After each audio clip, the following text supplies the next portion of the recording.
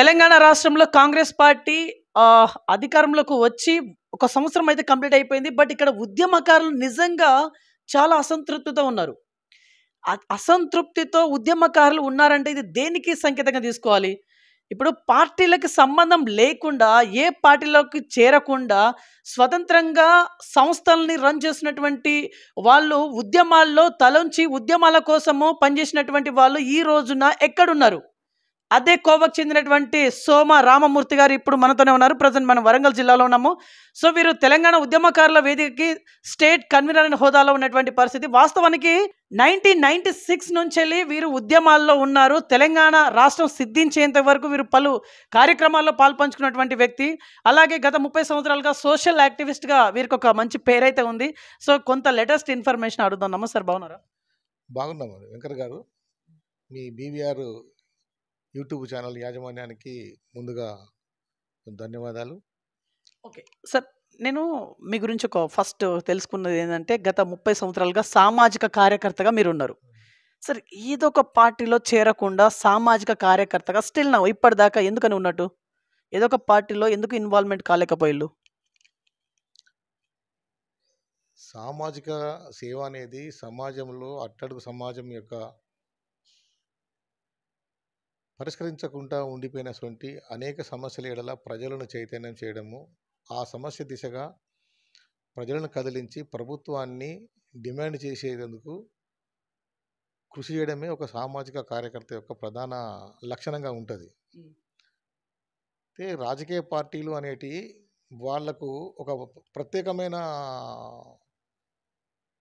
ఒక కార్యాచరణ ఉంటుంది. వాళ్ళకు రాజకీయ ప్రయోజనాలు కావచ్చు, తర్వాత ఆర్థిక ప్రయోజనాలు కావచ్చు, ఇంకేదైతే ప్రయోజనాలు కావచ్చు. వాళ్ళ ప్రయోజనాల తర్వాతనే ప్రజా ప్రయోజనాలకు సంబంధించిన విషయాలను వాళ్ళు పట్టించుకోవడానికి ముందుకు వస్తూ ఉంటాయి ప్రభుత్వాలు. సహజంగా ఎప్పుడైనా కూడా, ఏ ప్రభుత్వాలైనా కూడా.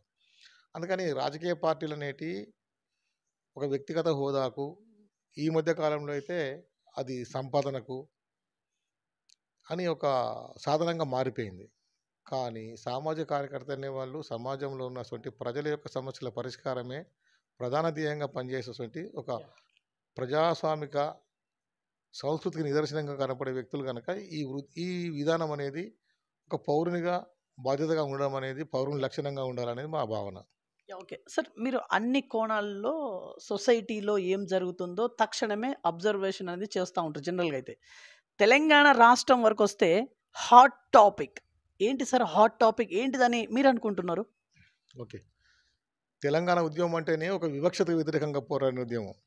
ఒక ప్రాంతము మరొక ప్రాంతం యొక్క సంపన్నుల రాజకీయ అధికారం చేత ఇక్కడున్న వనరులను కొల్లగొట్టబడుతున్నటువంటి ఒక దుర్మార్గమైన అప్రజాస్వామికమైనటువంటి ప్రాంతీయ వివక్షతో కూడిన విధానాన్ని వ్యతిరేకిస్తూ వచ్చింది తెలంగాణ ఉద్యమం. అందుకని తెలంగాణ ఉద్యమంలో వివక్షత వ్యతిరేకంగా పోరాడలేదు, కానీ ఆ ప్రాంత ప్రజలకు వ్యతిరేకంగా పోరాడలేదు ఎప్పుడు. కానీ రెండవ దశ ఉద్యమంలో అత్యంత ప్రజాస్వామిక ఉద్యమంగా అది పేరు కట్టించడానికి కారణం ఏంటిదంటే, అది పూర్తిగా ఒక ప్రజాస్వామ్యయుతమైన శాంతియుతమైన ఉద్యమాన్ని చేసింది. దానికి ప్రధాన లక్షణం ఏంటిదంటే, మా వనరుల మీద మాకు అధికారం ఉండాలని ప్రజలు పోరాడిండ్రు. అదే దానికి గీటురాయి. అయితే ఈరోజున్న ఆ టాపిక్ ఏంటిదంటే, ఏ వివక్షకైతే వ్యతిరేకంగా పోరాడిండ్రు సమాజము, ఉద్యమకారులే వివక్షతకు గురైనటువంటి ఒక దుర్మార్గమైన పరిస్థితి తెలంగాణలో కొనసాగుతూ వచ్చింది. గత 10 సంవత్సరాలుగా తెలంగాణ కోసానికి ఉద్యమించిన వాళ్ళు ఎవరైతే ఉన్నారో వాళ్ళను ప్రభుత్వాలు నిర్లక్ష్యం చేస్తూ వచ్చింది. కనుక ఇవాళ మేము హాట్ టాపిక్ అంటే మేము చెప్పేది ఏంటిదంటే, తెలంగాణ ఉద్యమకారులను గుర్తించడము, వాళ్ళ గుర్తింపు ఇవ్వడము అనేది ప్రభుత్వం యొక్క బాధ్యతగా ఉండాలి. ఈ రాజకీయ బాధ్యతను ప్రభుత్వాలు మర్చిపోయినాయి. కనుక ఇది పట్టించుకోవడమే ఈ తెలంగాణలో ప్రధాన సమస్య. తెలంగాణ ఉద్యమకారులను ఆదుకోవడం వలన, గుర్తించడం వలన, వాళ్ళ అభ్యున్నతి కోసానికి పాటుపడంలోనే తెలంగాణ అభివృద్ధికి అవసరమైనటువంటి మొదటి మెట్టును ఎక్కిన ప్రభుత్వంగా అది ప్రజలను మన్నన పొందుతుందనేది మేము భావిస్తూ ఉన్నాం. ఓకే, కాకపోతే ఇక్కడ రేవంత్ రెడ్డి గారు అంటే అధికారంలోకి రాకముందు ఒక స్టేట్మెంట్ ఇచ్చారు. తెలంగాణ రాష్ట్రంలో ఉద్యమకారులు ఎక్కడున్నా సరే, ఏ మూలలో ఉన్నా సరే, ఏ జిల్లాలో ఉన్నా సరే, అందరిని వెలికి తీసి అందరికి సరైన గౌరవప్రదమైనటువంటి ఒక ఒక పొజిషన్‌ని కల్పిస్తాం. వారికి ఏదో ఇస్తామని అనే కోణంలో ఒక స్టేట్‌మెంట్ ఇచ్చారు. ఇచ్చిన తదుపరి వాళ్ళు అంటే అధికారంలోకి రావడం జరిగింది. ఆ స్టేట్‌మెంట్‌ని రేవంత్ రెడ్డి గారు నిలబెట్టుకోలేకపోయిల్లా? మీరెట్లా అంటారు? స్ట్రెయిట్‌గా చెప్పండి. రేవంత్ రెడ్డి గారు వచ్చి సంవత్సర కాలం అయింది. తెలంగాణ ఉద్యమకారులను గుర్తించడం అనేది ఆయన ఎన్నికల ముందు ఇచ్చిన వాగ్దానం. నిజానికి ఏందంటే ఇది ఒక రాజకీయ సంస్కారం. ఒక రాజకీయ పోరాటం విజయవంతం అయిన తర్వాత ఆ ఉద్యమకారులను గుర్తించడం అనేది ఈ రాజకీయ వ్యవస్థ సంస్కారంగా కొనసాగుతూ ఉన్నది. తెలంగాణ ఒకటే కాదు, భారతదేశంలో స్వాతంత్రం విజయవంతం అయిన తర్వాత స్వాతంత్ర ఉద్యమకారులను కేంద్ర ప్రభుత్వం గుర్తించింది. అట్లాగనే తెలంగాణలో తెలంగాణ రైతాంగ పోరాటము, సాయుధ పోరాటం జరిగిన తర్వాత ఉమ్మడి ఆంధ్రప్రదేశ్లో కూడా తెలంగాణ రాష్ట్రం కూడా ఆనాటి తెలంగాణ ఉద్యమకారులను గుర్తింపునిచ్చింది. ఆర్థిక ప్రయోజనాన్ని చేకూర్చడం అనేది రెండో విషయం. గుర్తించి వాళ్లకు గుర్తింపు కార్డు ఇవ్వడం అనేది ఈ ప్రభుత్వాల యొక్క రాజకీయ సంస్కారంగా ఉన్నది. కానీ అదే రాజకీయ పోరాటాన్ని నిర్వహించినటువంటి ఈ తెలంగాణ ఉద్యమకారులను ఎందుకు 11 సంవత్సరాలుగా 2 ప్రభుత్వాలు పట్టించుకోలేదు? నేను రేవంత్ రెడ్డి మేము ఎందుకు ఇప్పుడు క్వశ్చన్ చేస్తున్నామంటే 10 సంవత్సరాలుగా బీఆర్ఎస్ పార్టీ పట్టించుకోలేదు. అది ఉద్యమ పార్టీ అయిన తర్వాత నాది రాజకీయ పార్టీ అని చెప్పింది. ఉద్యమకారులు నిర్లక్ష్యం చేసింది.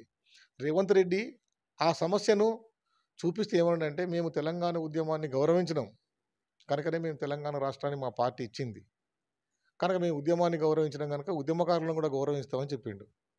ఉద్యమకారులను గౌరవించడం అంటే ఉద్యమకారులను గౌరవించడం కోసానికి ఇప్పటికైనా చర్యలు తీసుకోవాల్సింది ఉంటుందని మేము చాలాసార్లు చెప్పినాం. తెలంగాణ ఉద్యమకారులను గుర్తించాలంటే మొదట ఆయన ఒక ఉద్యమకారులను గుర్తించడం కోసానికి ఒక చట్టబద్ధ కమిటీని ఏర్పాటు చేయాలి. ఆ చట్టబద్ధ కమిటీ చైర్మన్ కూడా కోదండరామ్‌నే చేయాలి. ఎందుకంటే కోదండరామ్ అనే అతను చివరి క్షణం వరకు ఆయన రాజకీయ ప్రక్రియలో ప్రధాన భాగంగా రాష్ట్ర అవతరణ వచ్చేంత వరకు దాకా అతను ఈ ఉద్యమానికి నాయకత్వం వహించిన వ్యక్తి. కనుక ఒక చట్టబద్ధమైన కమిటీని ఏర్పాటు చేసి దానికి మార్గదర్శకాలు విడుదల చేసి ఉద్యమకారుల ఎంపికకు సంబంధించిన విధానాన్ని అమలు చేయడం కోసానికి ఆయనను చైర్మన్గా పెట్టాల్సిన అవసరం ప్రభుత్వానికి ఉన్నది. కానీ ఈ రోజు వరకు ఆయన చేయలేదు. ఇంకా రెండోది, ఉద్యమంలో చాలామంది భౌతికంగా నష్టపోయిండ్రు, పోలీస్ కేసులలో నష్టపోయిండ్రు. చాలామంది యువత 20 సంవత్సరాలుగా కొనసాగినటువంటి సుదీర్ఘ కాలంలో యువత పాల్గొని తన ఉద్యోగ వయసుకు సంబంధించిన దాన్ని హరకతను కోల్పోయిండ్రు. అలాంటి వారికి సంగతి ఏంది? ఇప్పుడు 20 సంవత్సరాల ఉద్యమం జరిగింది. 25 సంవత్సరాల వయసులో ఒక డిగ్రీ చదివి అతను ఉద్యమంలో పాల్గొంటే రాష్ట్రం అవతరించే వరకు 25 సంవత్సరాలు దాటింది. అంటే 45 సంవత్సరాల వయసు వచ్చింది. ఇవాళ ఉద్యోగ వయసు 38 సంవత్సరాలుగా ఉన్నది. కానీ 40 సంవత్సరాలు వచ్చిన తర్వాత 45 సంవత్సరాలు వచ్చిన తర్వాత ఆయన ఉద్యోగానికి అర్హతకు సంబంధించిన విద్యా విధానాన్ని కలిగి ఉన్నాడు కానీ, విద్యార్హత కలిగి ఉన్నాడు కానీ వయసు అర్హత కోల్పోయింది కదా, ఉద్యమం వల్లనే కదా. ఇలాంటి దాన్ని ప్రభుత్వం గుర్తించకుండా, యువతను ఆదుకోకుండా, తెలంగాణ ఉద్యమంలో యువత ఎక్కువ పాల్గొన్న విషయం అందరికీ తెలిసిన విషయమే. గుర్తించకుండా ఇంకా తెలంగాణ అభివృద్ధిని ఎలా సాధించగలుగుతారు కాంగ్రెస్ పార్టీ? అందుకని వీళ్ళను గుర్తించడానికి కమిటీ నిర్వహించాలి. ఈ బడ్జెట్ కాలంలో వీళ్ళ సంక్షేమానికి చేయడం కోసానికి తెలంగాణ ఉద్యమకారుల పేరిట ఒక ప్రత్యేక నిధిని ఏర్పాటు చేయాలి. దశల వారీగా వీళ్ళను అభివృద్ధి చేయాలని మేము డిమాండ్ చేస్తా ఉన్నాం. Okay sir. ఓకే, అలాగే అంటే బీసీ రాజ్యాధికారం చేపట్టాలి, రాజ్యాధికారం దిశగా బీసీ కులస్తులందరూ మమేకం అవ్వాలనే కోణంలో కూడా ఇదొక హాట్ టాపిక్ కూడా తెలంగాణ రాష్ట్రంలో ప్రజెంట్ నడుస్తూ ఉంది. దీనిపైన మీరేమన్నా వివరణ ఇవ్వాలనుకుంటారా? ఓకే, బీసీలు తెలంగాణలో బీసీలే అధికారం చేయడానికి అర్హత కలిగిన ఒక సమాజం అది. ఎందుకు అంటే అది సంపదను సృష్టించే సమాజం అది. బీసీలు అనేది సంపద సృష్టించేవాడే అధికారం చేయాలి. కానీ తెలంగాణలో వచ్చిన రాజకీయ పరిణామాలు ఏమని అంటే నైజాం సంస్థానంలో భూస్వాములు జమీందారులు అధికారులుగా ఉన్నారు, పాలకులుగా ఉన్నారు. ఆ తర్వాత సాయుధ తెలంగాణ పోరాటంలో వీళ్ళందరూ నగరాలకు పారిపోతే మళ్ళీ ఇదే ప్రాతినిధ్యం మీద కాంగ్రెస్ పార్టీ వాళ్ళను ప్రతినిధులుగా గుర్తించి ఒక సాంప్రదాయపు రాజకీయ వర్గాన్ని అభివృద్ధి చేసింది. కనుక ఏంటంటే ఈ నూతన రాజకీయ పరిణామాలలో ఇక్కడ తెలంగాణ ప్రజలు ఎప్పుడు కూడా మన రాజుల కాలం నుంచి ఈరోజు వరకు పాలకులను పోషించేటువంటి స్వభావాన్ని కలిగి ఉన్నారు. కానీ పాలించుదామనేటువంటి జ్ఞానంగా లేకపోవడం అనేది ఈ తెలంగాణలో ఒక శ్రామిక సంస్కారం అది. అయితే ఈ సామూహిక సంస్కారానికి రాజకీయ ప్రాతినిధ్యం అది రావాలనే అవసరం ఉన్నదనేది ఆ సమాజం గుర్తించాలి. ప్రజాస్వామ్య వ్యవస్థలు ఎప్పుడు కూడా ఏందంటే, సమాజము తనంత తానుగా సిద్ధపడితే తప్ప అది అధికారం వచ్చింది కాదు. కానీ తెలంగాణలో ఎవరు బీసీలనే కాడ చాలా సమస్యలున్నాయి. ఎందుకంటే ఒక 50 కులాలు ఇప్పటికి గూడా అది బడికి పోలేని సమాజంగా ఉన్నదది. అందుకని వీళ్ళందరూ బీసీలు ఎలా అవుతారనేది ఒక పెద్ద సమస్య. రెండోది, అసలు బీసీలను గుర్తించాలనుకుంటే చాలామంది వలస కులాలు తెలంగాణలో పాతుకుపోయి ఉన్నాయి. అవి ఆర్థికంగాను తర్వాత పోతే సామాజిక ప్రభావం కలిగిన శక్తులుగా ఉన్నారు వాళ్ళు. మరి వాళ్ళే ఒకవేళ రేపు అధికారంతో పేరుతోటి ఇప్పుడున్న కొనుగోలు రాజకీయాలలో మళ్ళీ బీసీల పేరుతోటి దోపిడీ వర్గాలే రాజకీయ అధికారానికి వస్తే తెలంగాణలో ఉన్నటువంటి ఈ సామాజిక వర్గాల యొక్క సాంప్రదాయపు రాజకీయ సంస్కృతి స్థానంలో ఒక ప్రజాస్వామిక రాజకీయ సంస్కృతి, రాజకీయ అధికారానికి వస్తుందనే దానికి మనకు అవకాశాలు తక్కువ కనబడతాయి. కనుక తక్కువ కనబడతాయి. అందుకని సమాజంలో ఇది చర్చ జరగాలి. ఎవరు బీసీలు, ఎందుకు ఈ బీసీలు అనే వాళ్ళ ఐక్యత కావాలి అనేది. ఒక్క నిమిషం. దరిదాపున 56 కులాలు ఉన్నాయి, బీసీల కిందకు వచ్చేటువంటి 56 కులాలు ఉన్నాయని చెప్పేసి దరిదాపున అంటున్నారు. అవన్నీ ఉత్తేనే అంటున్నారా? అవి నోటిఫై చేయబడ్డాయి. యాక్చువల్గా ఏంటిదంటే, తెలంగాణ ఆంధ్ర విడిపోయిందండి. సింపుల్ ఎగ్జాంపుల్ చెప్తానండి. విడిపోయింది. అప్పుడు ఏం చేసిందంటే, ఆంధ్రలో ఉన్న కొన్ని కులాలు ఉన్నాయి కదా, తెలంగాణ లిస్టు నుంచి తీసేసిండ్రు. కానీ గోదావరి పరివాహక ప్రాంతంలో అనేక మంది పాతుకుపోయి ఉన్నారు ఆంధ్ర నుంచి వచ్చి. గోదావరి పరివాహక ప్రాంతంలో ఆంధ్ర నుంచి వచ్చి అక్కడ పాతుకుపోయి ఉన్నాడు. లిస్టు నుంచి కొన్ని కులాలను తొలగించుకోవచ్చు, కానీ తను జీవితంగా ఇక్కడ స్థిరపడిపోయిన వాళ్ళ పరిస్థితి ఏంటిది మరి? వాడు ఎలా అర్హుడవుతాడు? వాడు అలాంటి చాలా బీసీ కులాలు ఉన్నాయి కదా. అట్లాగనే చాలా ప్రభుత్వంలో గుర్తింపు కూడా నోచుకొని అనేకమైన బీసీ కులాలు ఉన్నాయి. ఓకే. ఇప్పుడు వీటి కోసం మీరేం ఫైట్ చేసిళ్ళు? మీరంటే మీది ఒక సంఘం ఉంది, తెలంగాణ ఉద్యమకారుల వేదిక. దానికి మీరు స్టేట్ కన్వీనర్ అనే హోదాలో ఉన్నారు. యాక్చువల్లీ మీ సంఘము ఇప్పటిదాకా వీటి కోసం కొట్లాడింది, అసలు ఎందులో పార్టిసిపేట్ అయింది? తెలంగాణ ఉద్యమకారుల వేదిక అనేది ఒక ప్రత్యేకమైన రాజకీయ పరిస్థితులలో దీన్ని ఏర్పాటు చేయడం జరిగింది. ఇప్పుడు ఇది మన జనరల్ ఎలక్షన్స్ ముందు ఏర్పాటు చేసినాం. కొంతమంది విద్యావంతులు, చదువుకున్న వాళ్ళు, పౌర సమాజం కలిసి 23లో ఎలక్షన్స్ ముందు చేసినాం. ఎందుకు చేసినామంటే, వీళ్ళ 23 మంది కూడా వాళ్ళకున్న తోచిన రంగాలలో తెలంగాణ ఉద్యమంలో పాల్గొన్న వాళ్ళు. గత 10 సంవత్సరాలుగా తెలంగాణలో జరుగుతున్నటువంటి ఆర్థిక విధానాలు ఎలా ఉన్నాయి అనే దాని మీద మేము పౌర సమాజాన్ని చైతన్యవంతం చేసిన కోసానికి మొత్తంగా ఏంటంటే, దీని ఆర్థిక విధానం అంతా కూడా ఈ తెలంగాణలో 10 సంవత్సరాలలో క్రోనీ క్యాపిటల్ డెవలప్మెంట్కి అవసరమైనటువంటి ఒక సంస్కృతిని పెంపొందించింది, కానీ ప్రజాస్వామిక పాలనా సంస్కృతిని కోల్పోయింది అని మేము చెప్పి ఆ విధంగా 10 సంవత్సరాల కాలంలో తెలంగాణ ఎలా అప్పులపాలైంది, దానికి కారణం ఏంటిది, పాలన వ్యవస్థ ఎట్లా దిగజారిపోయింది, ఒక కమ్యూనల్ రైట్గా ఎందుకు ఈ పొలిటికల్ సిస్టమ్ మారిపోయింది అనే దాని మీద మేము మాట్లాడుతూ వచ్చినాం. ఓకే. మీరేమన్నా పొలిటికల్ పార్టీతో, మీరు అంటే నథింగ్ బట్ మీ సంఘం గురించి నేను అంటా ఉన్నాను. ఏదైనా పొలిటికల్ పార్టీతో ఏమైనా సింపతైజ్ అంటే ఏమైనా టైఅప్ అయి ఉందా మీ సంఘం?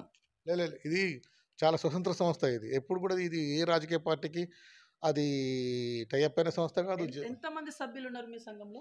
నేను చెప్పినా కదా, ఇది ఒక social awareness group. It is not organisation. ఇది ఒక సోషల్ అవేర్నెస్ గ్రూప్. పౌర సమాజాన్ని చైతన్యవంతం చేయడం లక్ష్యంగా ఏర్పాటు చేసినటువంటి ఎన్నికల ముందు చైతన్యం చేయాలనుకుంటే మా వాదన చాలా బలంగా సమాజం ఉండికపోయింది. చాలా గుర్తించింది కూడా, మేము చాలా చేయించినాం.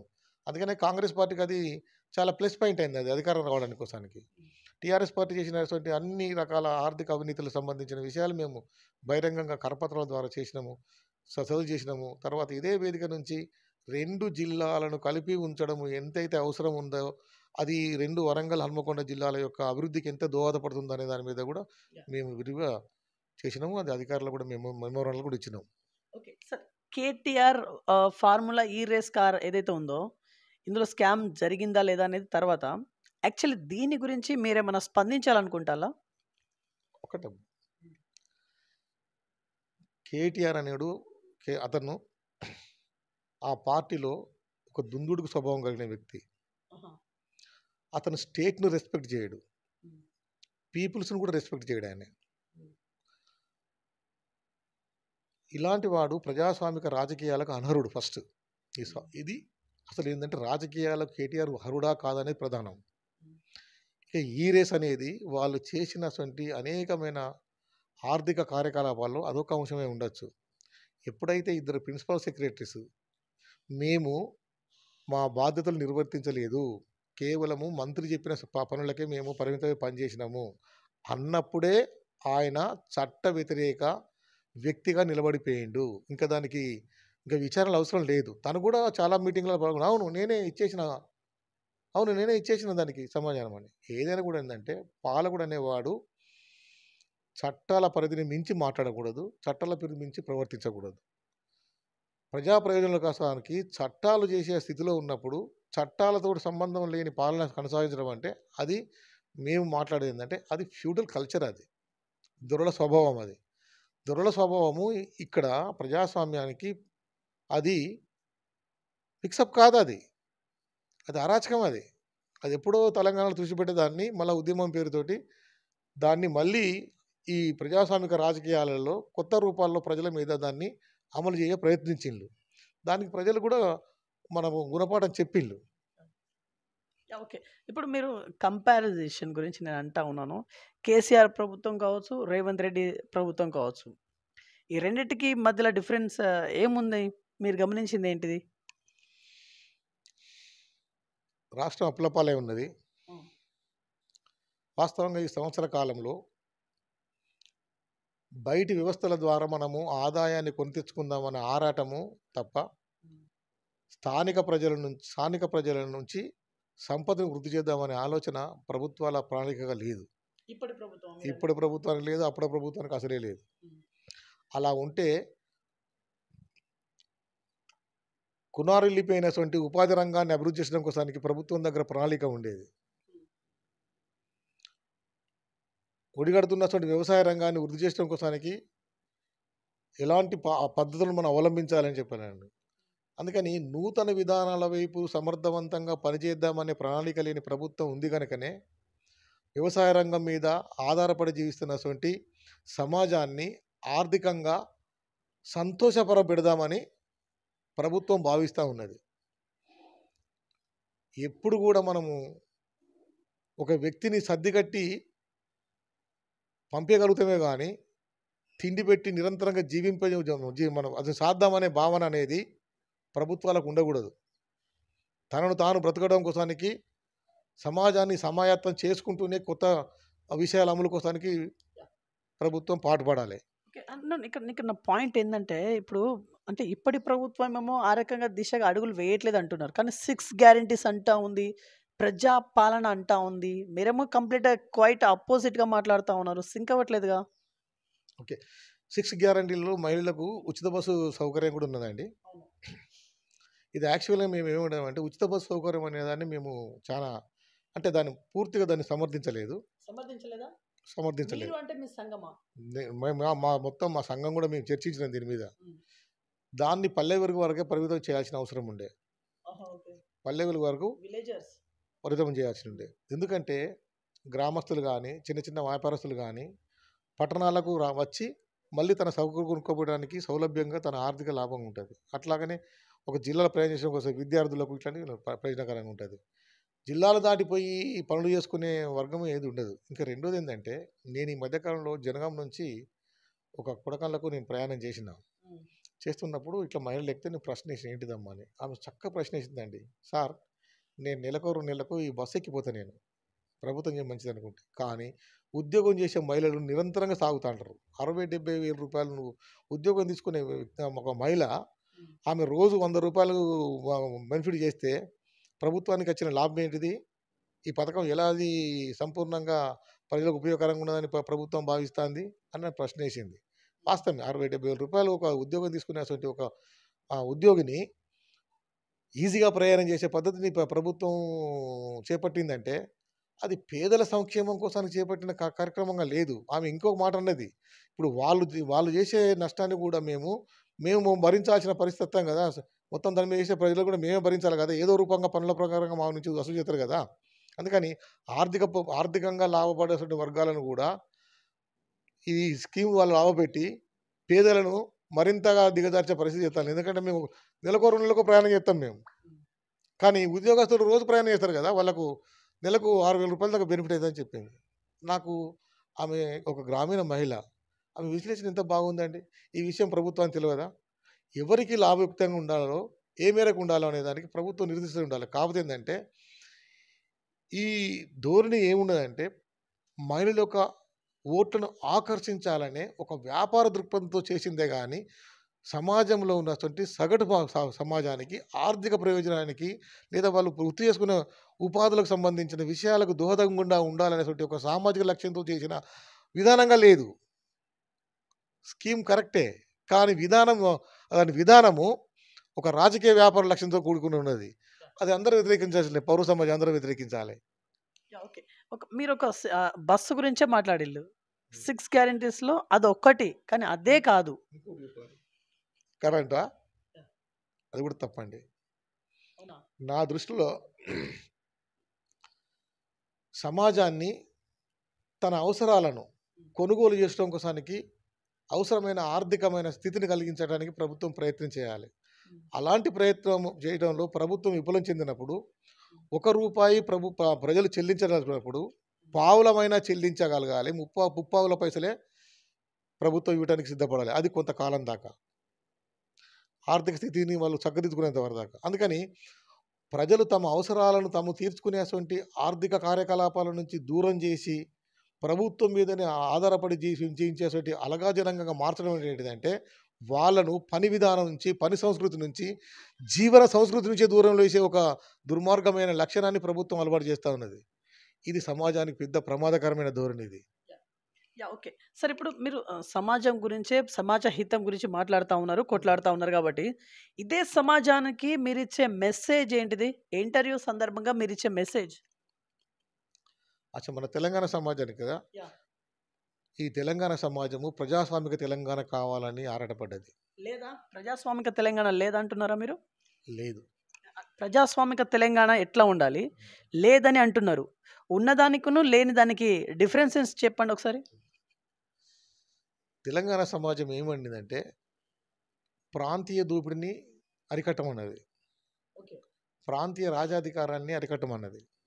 ప్రాంతీయ రాజ్యాధికారానికి పరిష్కారం దొరికింది కానీ ప్రాంతీయ దోపిడీ శక్తులు ఇక్కడి నుంచి పోలేదు. తెలంగాణలో ఉన్నటువంటి మొత్తం గతంలో తెలంగాణ చేసినటువంటి కాంట్రాక్టర్లు, బడా కాంట్రాక్టర్లు, కంపెనీస్ అన్నీ ఇక్కడే ఉండిపోయినాయి. అవి తెలంగాణ నుంచి బయటికి పోలేదు. ఇక్కడ వరంగల్లో కూడా ఈరోజు ఏంటిదంటే, మీరు ఎవరైనా వ్యాపారస్తుని అడగండి, ఈ వరంగల్ జిల్లాను నడిపిస్తున్నది మార్వాడి క్యాపిటల్.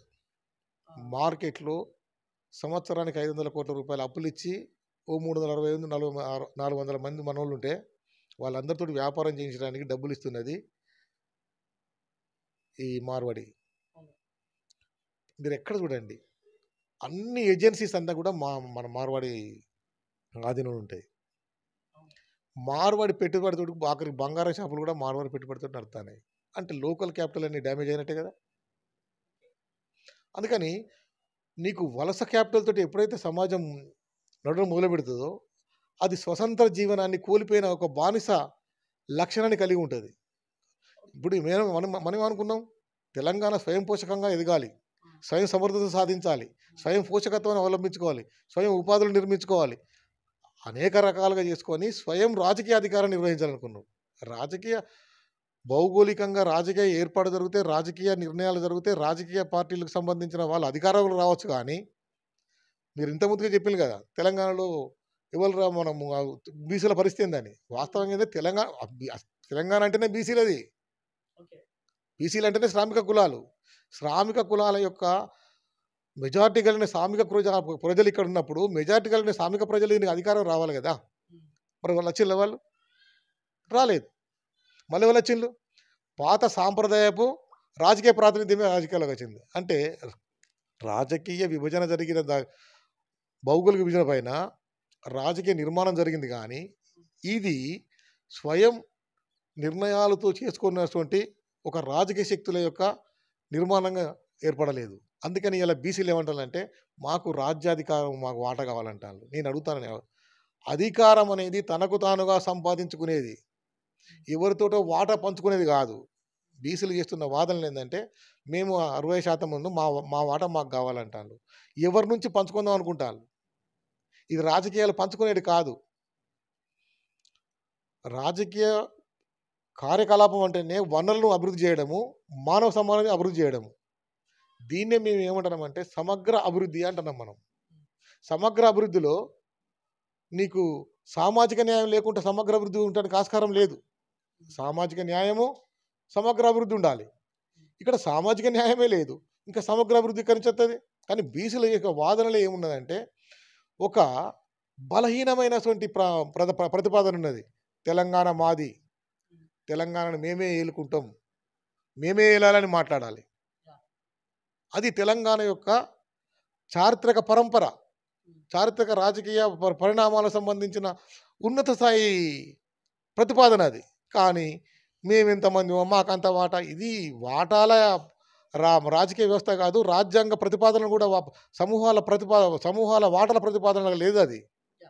అందుకని నేను ఏమంటానంటే బీసీలు అనేవాళ్ళు నిజమైన రాజకీయ చైతన్యం వైపు మాట్లాడడం లేదని మాట్లాడతాను. చదువుకున్న వాళ్ళే, ఇంక ఇది గ్రామాల్లోకి ఎక్కడ పోలేదు, ఈ పట్టణాలనే చర్చ జరుగుతూ ఉన్నది.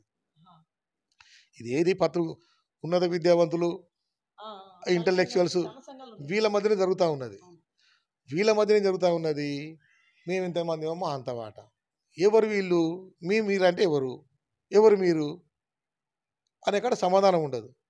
వాట అంటాను, ఎవరు వాట, ఎవరు ఇవ్వాలి నీకు వాట, అర్థమైందా నీకు? కానీ ప్రజాస్వామ్యంలో ప్రజా ప్రాతినిధ్యం కదా ఉన్నది. ప్రజల ఓట్లతోటి ప్రజలు నిలబెట్టుకోవాలని ఉన్నది తప్ప కులానికి ఒక ప్రాతినిధ్యం లేదు కదా. ఇక్కడ బీసీ పార్టీ ఒకటి ఉద్భవించే ఆలోచన ఉంది. బీసీ పార్టీ ఉద్భవించిన తదుపరి ఆ బీసీ పార్టీ కనుక తెలంగాణ రాష్ట్రంలో గెలిస్తే బీసీ ముఖ్యమంత్రి అవుతారు, ఆ రకంగా వాళ్ళ అని ఉండొచ్చు అని చెప్పేసి ఎందుకు అనుకోలేము? తెలంగాణ వచ్చింది. తెలంగాణ తర్వాత తెలంగాణలో పాతకపోయినటువంటి మన కాకతీయుల కాలం నాటి కులము రాజకీయ అధికారంకి వచ్చింది. అది 100 రెడ్లు కలిసి భాగస్వామ్యంతో రాజకీయాలు చేసిండ్రు. ఏమైంది? తెలంగాణ 7 లక్షల కోట్ల రూపాయలకు అప్పుల పాలైంది. రేవంత్ రెడ్డి వచ్చిండు, అప్పులు కట్టలేని దుర్మార్గ స్థితిలో మేము అప్పులు తీసుకురాకుండానే ఆస్తులు అమ్మకుండానే ఉన్నదాండే ఉన్న బొర్రిచ్చి గత ప్రభుత్వం చేసిన దుబారాన్ని కంట్రోల్ చేసి మేము దీని స్థితిని, ఆర్థిక స్థితిని మెరుగుపరచాలని మాట్లాడుతూ ఉన్నారు. అంతే తప్ప దీన్ని బాగు చేయడం కోసానికి ఏం చేయాలనే కాడ వాళ్ళకు ఒక నిర్దిష్టమైన ప్రణాళిక లేదని తేలిపోతూ ఉన్నది. ఎందుకంటే దీనికి చాలా రకాల రాజకీయ నాయకుల యొక్క ఆర్థిక ప్రయోజనాలు చాలా ఉంటాయి. హైడ్రాకు సంబంధించిన హైదరాబాద్లో హైడ్రాకి ఇచ్చిన అంటే చెర్లను ఆక్రమించిన వ్యక్తుల యొక్క చెర్లకుంట రక్షణ సంబంధించిన విషయాన్ని అన్ని జిల్లాల కింద వర్తింపజేయద్దు. మరి దాన్ని అది హైదరాబాద్ కేంద్రంగా ఉండాలి అంటే దాని వెనుక ఒక ఆర్థిక ప్రయోజనాలు చేకూర్చే కంపెనీల యొక్క ప్రమేయం ఉన్నది కదా, పాత్ర ఉన్నది కదా. అంటే ఇతర దేశాల కంపెనీల యొక్క ఆర్థిక ప్రయోజనాల కోసానికి ఎప్పుడు కూడా అబ్బా వెంకట గారు, సమాజం తనకు అనుకూలంగా ఒక రాజకీయ వ్యవస్థ నిర్మించుకుంటుంది. అది ఎప్పుడు ఆగదు, దాని పరిణామక్రమమే అది. తెలంగాణ 2 కలిసి ఉన్నాయి. ఈ మధ్యన మొన్ననే ఒక విషయం రాసినాను నేను. యాక్చువల్లీ బీఆర్ఎస్ ఏం గుర్తించలేకపోయిందంటే ఇక్కడున్న ఉద్యోగ వర్గాలు, ప్రభుత్వ వ్యవస్థలన్నీ కూడా అప్పుడున్న ప్రాంతేతర రాజకీయ వర్గానికి తోకలుగా మారిపోయి వాళ్ళు చెప్పినట్టుగా చేసుకుంటూ పోయి వాళ్ళకి అవసరానికి కొద్దిగా అవినీతి చేసుకుంటూ పోయిండ్రు. అప్పుడు ఉమ్మడి ఆంధ్రప్రదేశ్లో ఇంత అవినీతి లేదు ప్రభుత్వ వ్యవస్థలల్లో కదా, అవస్థలలో ఇంత అవినీతి లేదు, తక్కువ ఉన్నది. కానీ రాష్ట్రం వచ్చిన తర్వాత ప్రభుత్వ వ్యవస్థలలో విపరీతమైన అవినీతి పెరిగింది. కారణం ఏంటిది అంటే తెలంగాణ రాష్ట్రం ఏర్పడిన తర్వాత తెలంగాణ ఉమ్మడి ఆంధ్రప్రదేశ్లో ఎందుకు ఈ సమస్య వచ్చిందంటే ప్రభుత్వ వ్యవస్థల యొక్క లంచగొండితనం విధానం వల్లనే స్థానిక వనరులు కొల్లగొట్టబడ్డాయి. అందుకే మా నిధులు మాకు కావాలి, మా నీళ్లు మాకు కావాలి, మా భూములు మాకు కావాలి అన్నారు. ఉంటున్నదే కదా తెలంగాణలో అన్నారు.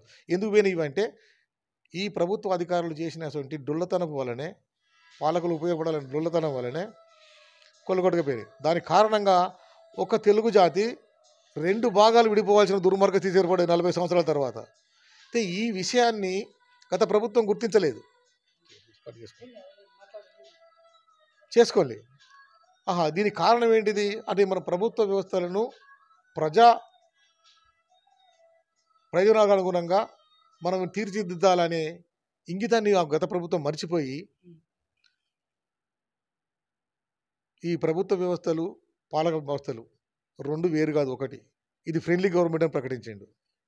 ఎప్పుడు కూడా శాసన నిర్మాణ వ్యవస్థలు చట్టబద్ధంగా పనిచేసేటువంటి క్యారెక్టర్ను వ్యవస్థలకు మనము వాళ్ళను తయారు చేయాలి. వాళ్ళను అంటే ప్రభుత్వ రంగ వ్యవస్థలన్నీ కూడా చట్టబద్ధంగా ప్రవర్తించాలి, చట్టబద్ధంగా పనిచేయాలనే రీతిగా ఈ పాలక వర్గం అనేది చూడాలి.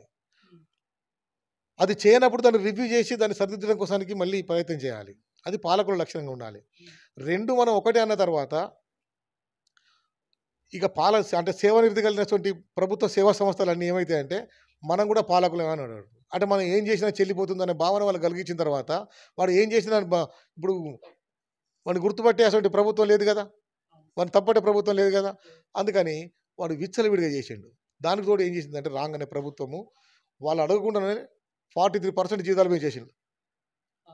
మళ్ళీ 5 నెలల తర్వాత మళ్ళీ 50% పిఆర్సీ రేటు తోటి మళ్ళీ పంపిండు. అందుకని నీకు తెలంగాణ వచ్చిన తర్వాత తెలంగాణ ఉద్యమంలో పాల్గొన్నటువంటి సకల జనుల సభలో పాల్గొన్న ప్రభుత్వ వ్యవస్థలన్నీ కూడా 20,000 ఎత్తుకున్న వాళ్ళు 8,000 ఎత్తుకోగలిగారు.